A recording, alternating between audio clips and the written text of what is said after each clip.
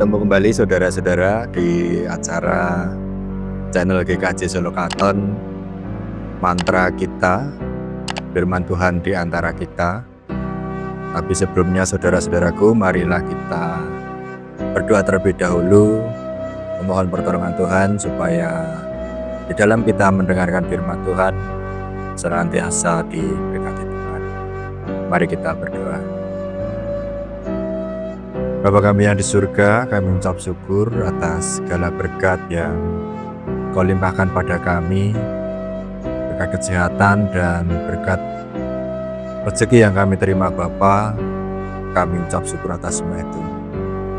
Dan lagi kami akan mendengarkan firman-Mu Bapa. Berfirmanlah dan kami siap mendengarkan. Apa yang Kau firmankan Bapa akan kami dengarkan dan akan kami lakukan dalam kegiatan kami sehari-hari. Banyak sekali dosa atau kesalahan yang kami lakukan Bapa, kami selalu mohon ampun. Dari dalam nama Tuhan kami Yesus Kristus kami berdoa dan mengucap syukur. Amin. Saudara-saudara yang terkasih dalam Tuhan Yesus Kristus, kita akan mendengarkan firman Tuhan pada saat ini. Firman Tuhan saat ini terambil dari 2 Tesalonika 3 ayat yang ke-6 dan sampai dengan yang ke-8, yang demikian bunyi firman Tuhan.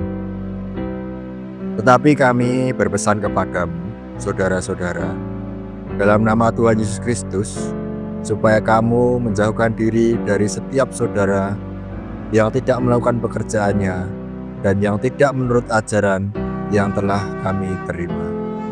Sebab kamu sendiri tahu bagaimana kamu harus mengikuti teladan kami, karena kami tidak lalai bekerja di antara kamu dan tidak makan roti orang dengan percuma, tapi kami berusaha dan berjerih payah siang dan malam, supaya jangan menjadi beban bagi siapapun di antara kamu. Yang berbahagia ialah setiap orang yang mendengarkan firman Tuhan, merenungkan dan melaksanakan dalam kehidupannya. Haleluya. Saudara-saudara yang terkasih dalam Tuhan Yesus Kristus, sabda Tuhan pada saat ini kita membaca dari 2 Tesalonika 3, khususnya yang ayat 1 sampai 15. Di sini diceritakan bahwa Rasul Paulus mengirim suratnya kepada jemaatnya di Tesalonika. Saat itu keadaan jemaat di Tesalonika sedang mengalami suatu hambatan, mengalami suatu kesukaran dalam berpelayanan, dalam mengabarkan kabar Injil Tuhan di Tesalonika. Di situ Bapak Ibu dan Saudara, bahwa jemaat di Tesalonika sedang mengalami suatu pergumulan dan mengalami tekanan, dan juga adanya ajaran bahwa kedatangan Tuhan Yesus yang kedua sudah dekat. Maka dari itu sebagian dari jemaat, sebagian dari pengikut Kristus di sana itu sudah memiliki suatu pikiran bahwa bekerja menghasilkan sesuatu kadang menjadikannya sia-sia, karena mereka mengira bahwa kedatangan Tuhan sudah dekat, dan juga karena tekanan-tekanan dari lingkungan saat itu, sehingga mereka pun mengalami suatu keputusasaan. Tetapi Rasul Paulus di dalam suratnya kepada jemaat di Tesalonika tadi memberikan kita gambaran bahwa jemaat yang sudah berputus asa, tidak memiliki semangat untuk bekerja dan juga menjadi beban bagi jemaat yang lain, itu harus ditegur, harus diingatkan sesuai dengan tulisan Rasul Paulus kepada jemaat di Tesalonika, supaya mereka kembali memiliki suatu semangat dalam hidupnya. Bapak Ibu dan Saudara yang terkasih, demikian juga buat kita. Firman Tuhan saat ini mengajarkan kepada kita bahwa kita sudah sewajibnya, sudah sepantasnya bekerja. Maka tema firman Tuhan pada saat ini adalah bekerja dan lakukanlah kebaikan. Saudara-saudara yang terkasih, di dalam kehidupan kita tentu mengalami suatu banyak tantangan, mengalami suatu banyak hambatan, baik dalam dunia kerja, dalam sekolah, ataupun dalam berpelayanan. Banyak sekali tantangan-tantangan dalam hidup kita. Maka dari itu, Bapak, Ibu, dan Saudara, firman Tuhan pada saat ini mengajarkan pada kita lewat suratnya di Rasul Paulus kepada jemaatnya di Tesalonika. Ada beberapa hal yang dapat kita dapat nasihat dari Rasul Paulus, bahwa yang terutama dalam kita menjalani pekerjaan kita, apapun itu, ataupun pekerjaan, ataupun berpelayanan, ataupun belajar, ataupun hal-hal yang kita lakukan, kita harus dasari dengan doa. Karena ada tulisan juga yang mengatakan, doakan apa yang kamu kerjakan dan kerjakan apa yang kamu doakan. Karena dari setiap doa yang kita panjatkan, setiap doa yang kita haturkan kepada Tuhan, itu memiliki suatu jaminan yang diberikan Tuhan kepada kita. Seperti tertulis dalam Matius 7 ayat 7 yang berkata bahwa mintalah maka kamu akan mendapat, ketoklah maka pintu akan dibukakan bagimu. Itu merupakan suatu jaminan buat kita bahwa setiap doa yang kita naikkan, setiap doa yang kita aturkan kepada Tuhan, pasti akan memberikan suatu jawaban yang terbaik buat kita. Bapak, Ibu, dan Saudara yang terkasih, seperti halnya di jemaat di Tesalonika yang sudah mendapatkan ajaran-ajaran tentang kedatangan Tuhan Yesus yang kedua. Itu mengingatkan kita pada saat ini, Bapak, Ibu, dan Saudara, bahwa kita pun saat ini memasuki masa Advent, di mana kita menantikan kedatangan Tuhan Yesus yang kedua. Di dalam masa-masa penantian ini, Bapak, Ibu, dan Saudara, bahwa Rasul Paulus mengingatkan kita bahwa kita harus terus bekerja, kita harus terus berkarya, apapun itu yang menjadi kewajiban kita.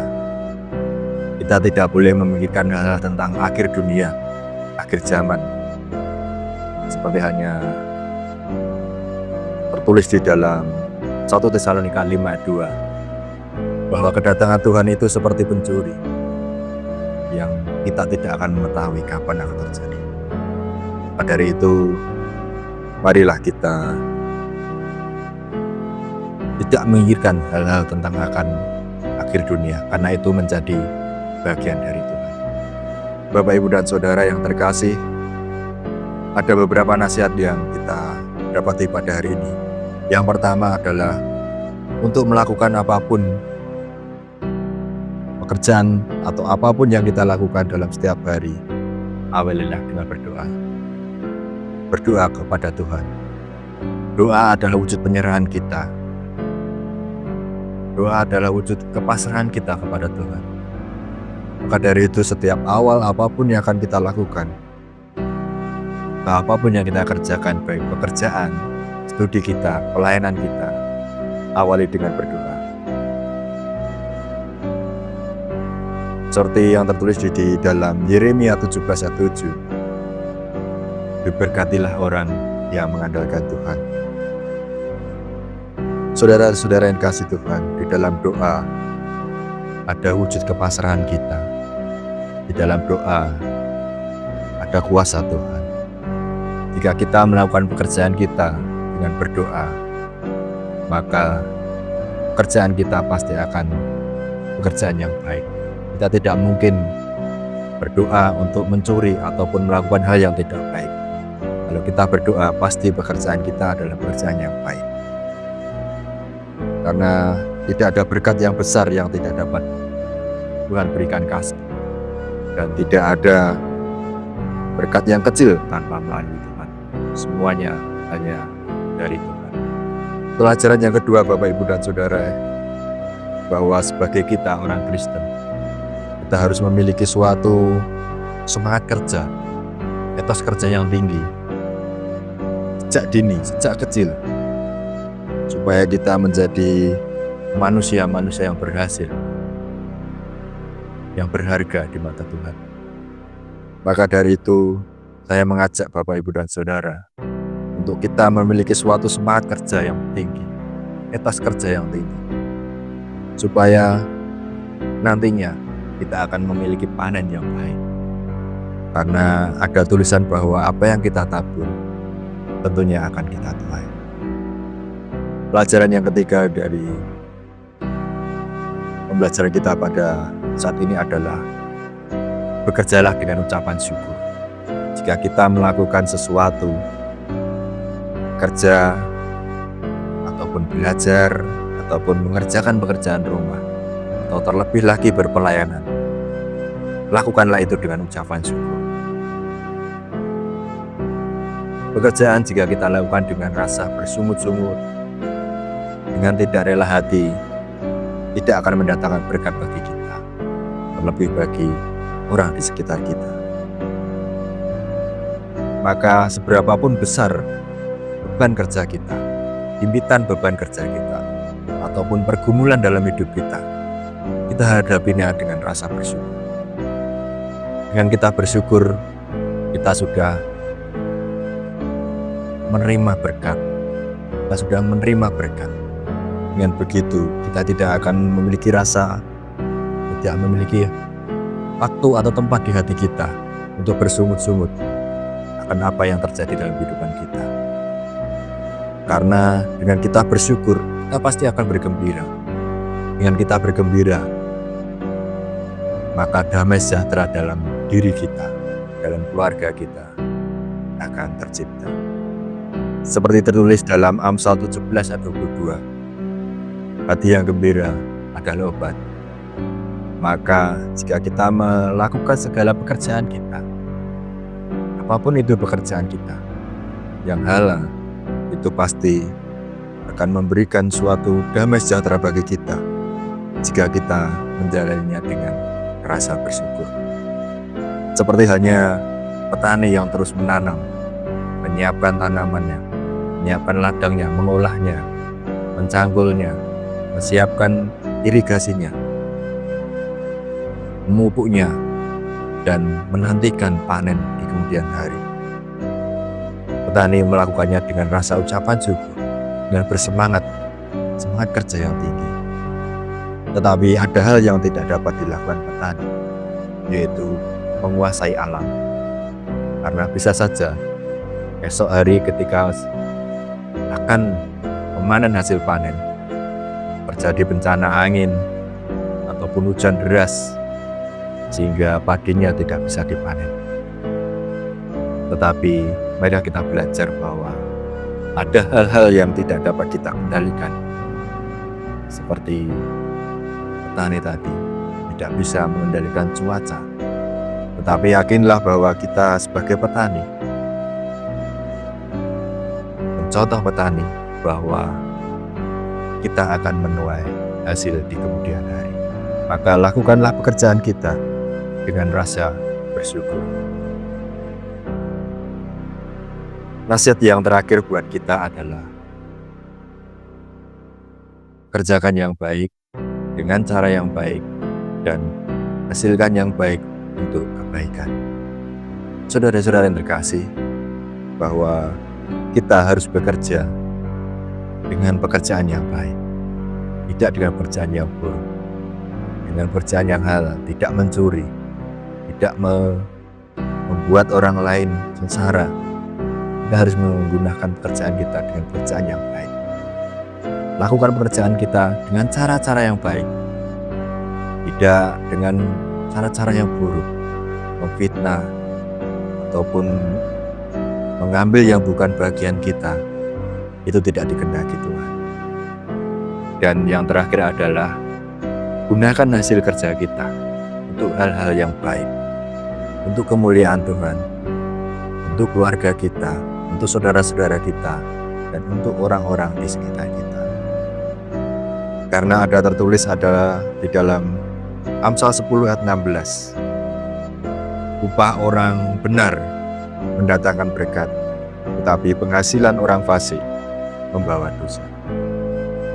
Bapak, Ibu, dan Saudara, keempat nasihat ini menuntun kita dalam kita menghadapi dan kita menyiapkan diri kita akan kedatangan Tuhan yang kedua.